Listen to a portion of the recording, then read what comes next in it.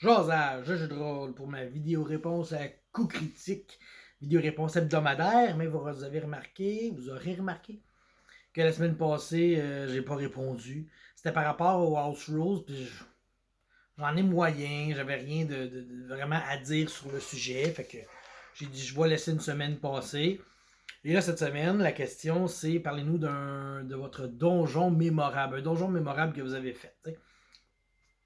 Première chose que j'ai pensé, c'est tous les donjons que j'ai joués quand c'était Reaper, le maître. Dans le temps de Donjon Dragon, deuxième édition avancée, on a joué beaucoup, puis ce gars-là créait des donjons toujours très, très originaux.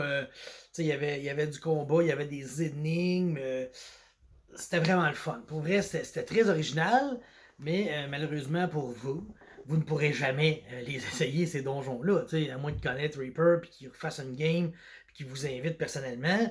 Mais là, moi, j'ai 200 abonnés. Si les 200 abonnés ils demandent de faire une game, il va sûrement dire je peux pas faire si 40 groupes de 5. Là, fait que malheureusement pour vous, vous ne pourrez pas vivre ça, mais je suis sûr qu'il y a des maîtres aussi compétents que lui qui passent à terre et c'est à vous de les trouver. Mais vu que ça prend quand même quelque chose, j'ai décidé de vous parler d'un autre donjon que j'ai trouvé quand même mémorable. C'était dans le temps qu'on jouait Donjon Dragon 4e édition. Oui, la Pyramid of Shadows. C'était dans une série de quêtes, là, c'était la H3 de cette série-là. Il y avait Keep of Shadowfell, puis j'ai un blanc de mémoire, là, mais en tout cas, c'était la troisième, tu sais. Pyramid of Shadows. Ce qui était mémorable, bon ben, tout d'abord, c'est une pyramide qui flottait dans les airs. C'était quand même déjà original. Puis dedans, on allait éliminer Calavacos, le mage, Tiefling Mage. Puis lui, ben, il avait comme séparé son essence en trois shards qu'il fallait retrouver pour le reconstituer puis le battre, t'sais. Puis en plus de ça, il y avait son shadow aussi qui s'était séparé de lui. Puis son shadow pensait qu'il était lui, fait que fallait comme l'affronter comme deux fois. Là, c'est vraiment, je vous dis, c'est quand même vague. Ça fait longtemps que je l'ai joué cette aventure-là, mais ça ressemblait pas mal à ça. Puis dans la pyramide, on trouvait aussi la tête de Virélis qui était quelqu'un qui, justement, voulait nous aider à sortir de la pyramide, puis reformer Caravacos avec ses trois shards pour le détruire toujours, parce qu'en le détruisant, ça pétait la pyramide. Ce qu'il y avait de bien, mais bon, c'est une pyramide. Déjà, une pyramide, c'est cool, tu sais. Fait que tu commençais, tu rentrais, puis plus que tu avançais, plus que les étages rapetissaient, tu sais. Fait que tu avais comme au premier étage, ben tu avais trois étages dans le fond. Premier, deuxième, troisième. Puis dans le pic, tu avais la Sanctuary of Light. C'était là qu'il fallait atteindre. Puis pour rentrer dedans, ça te prenait trois clés que tu trouvais. Puis les trois clés, tu ouvrais les trois serrures. T'sais. Fait que c'était vraiment cool. Puis ce qui était le fun dans ça, c'est que le temps passait pas. Quand tu étais dedans, le temps n'avait plus d'importance. Dans le sens que quand tu rentres dedans, tu es comme en stase. Tu vieillis plus. Tu es dans ça, puis tu vis de même. Puis quand tu ressortais de la pyramide, il y avait comme quasiment pas de temps qui s'était passé. Fait que ça, c'est le fun. Moi, déjà, implique du temps. Voyage dans le temps, distorsion du temps, tu viens me chercher. T'sais. Fait que au premier étage, quand tu rentrais là, ben là, c'était des places cool. Tu avais des places comme The Charnel Pit, The Vardant Room, Garage Brand Gang, The Hermitage, The Grand Stair. Tous des noms comme ça qui étaient écœurants. Tu sais, t'avais le goût de te promener là-dedans. Puis là, tu te promenais là-dedans. Parce que t'avais le goût. Puis là, un moment donné, tu montais les marches. Puis là, t'arrivais au deuxième étage. Puis là, au deuxième étage, là, t'avais d'autres places comme The Sundered Temple, The Dragon's Lair. Oui, parce qu'il y avait un dragon, bien sûr, tu sais. Puis il y avait un temple. Puis là, il y avait, justement, dans ces étages-là aussi, il y avait beaucoup de factions. Là, les factions, il y avait des interactions entre elles et c'est là que les joueurs pouvaient utiliser les factions, les montrer une contre les autres, et etc. Et c'était bien, bien, bien plaisant, tu sais.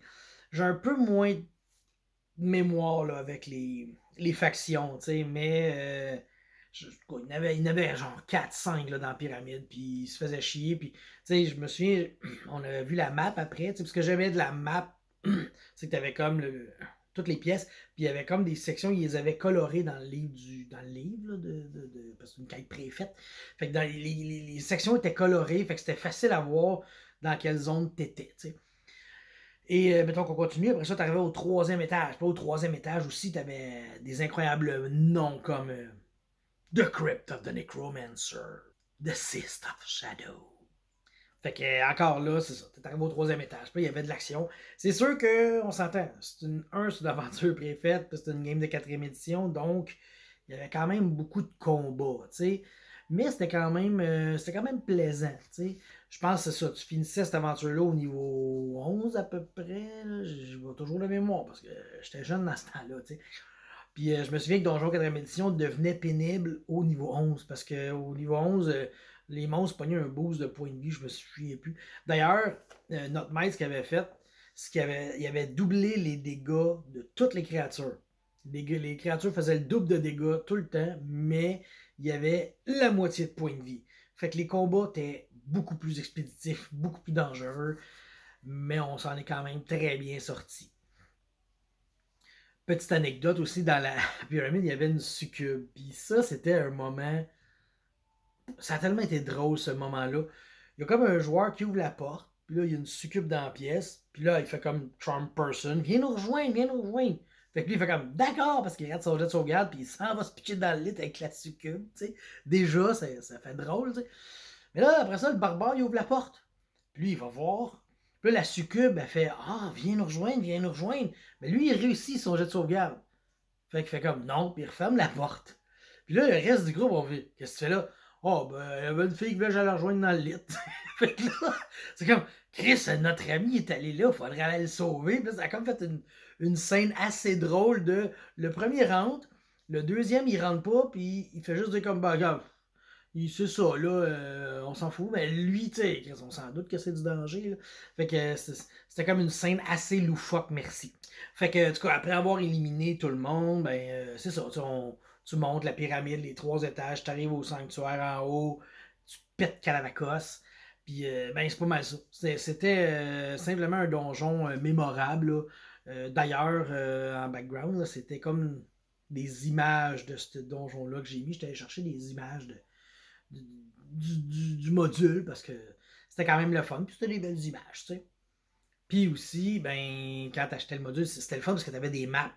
Puis je me souviens comme t'avais des maps vraiment cool. Puis il y en avait une, c'était comme une cathédrale avec des ossements partout, puis une coulée de sang. Puis, tu sais, c'était du beau matériel. Là. Je veux dire, oui, t'étais obligé de jouer avec des figurines, puis ben, tu mesures toutes tes cases, là, je le sais. Sauf que il te donnait du beau matériel vraiment le fun à utiliser, puis à profiter de. Fait que c'est ça ma réponse à coup critique cette semaine. Un donjon mémorable, c'est la Pyramid of Shadows de 4e édition de donjon. Comme je dis, je vous aurais parlé bien des donjons de mon ami Reaper parce que je trouve que c'est lui qui a fait les meilleurs, là, mais ça aurait comme semi-donné de quoi, vous auriez plus jamais en profiter. Fait que, en même temps, qui va retourner jouer à 4e édition?